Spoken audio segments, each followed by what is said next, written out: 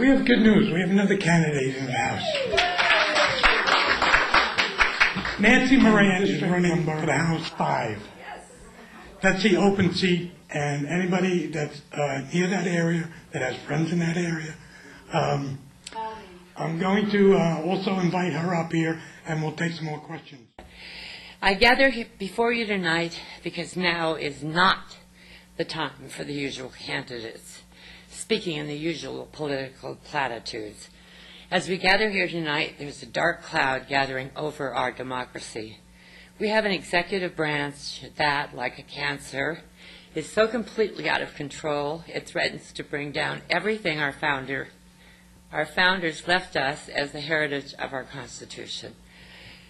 The remedy of impeachment, and that's something that I'm very concerned about, is in our Constitution, because our founders knew all too well that unless the executive branch is checked and constrained, we the people would suffer one vain war of aggression after another.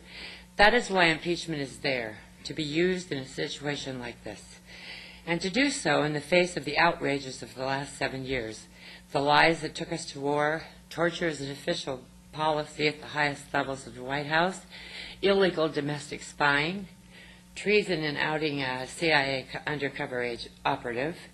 Do not bring impeachment now is as much an abuse of power as bringing impeachment where it was not called for. I don't want to read this whole thing to you, but I want to say that I received an email from a vet the other day that just left me kind of numb for a while. It was so brilliantly written and so apparently brilliantly researched. And according to him, in our government, somewhere, in our Constitution, all of the people who are, actually all of us, but all of the people in Congress and in the Senate and in the government in any capacity of that level, all of them should be impeached because they're not doing what the Constitution has demanded that they do. They're just letting Bush just get by with it. And that's not right. It's just not legal. It's not what they're supposed to be there for. For that reason, I also think that along with Bush and Cheney, Nancy Pelosi has to go. I think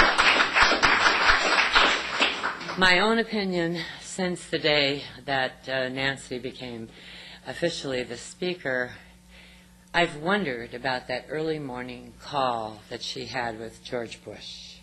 Very early in the morning, some telephone thing took place between them.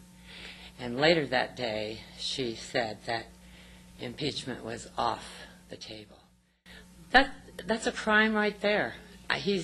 There are so many things the man has done that are impeachable right now, and Cheney, and lots of others, that there's no excuse for what she's doing unless she's protecting herself from something or she's afraid of something.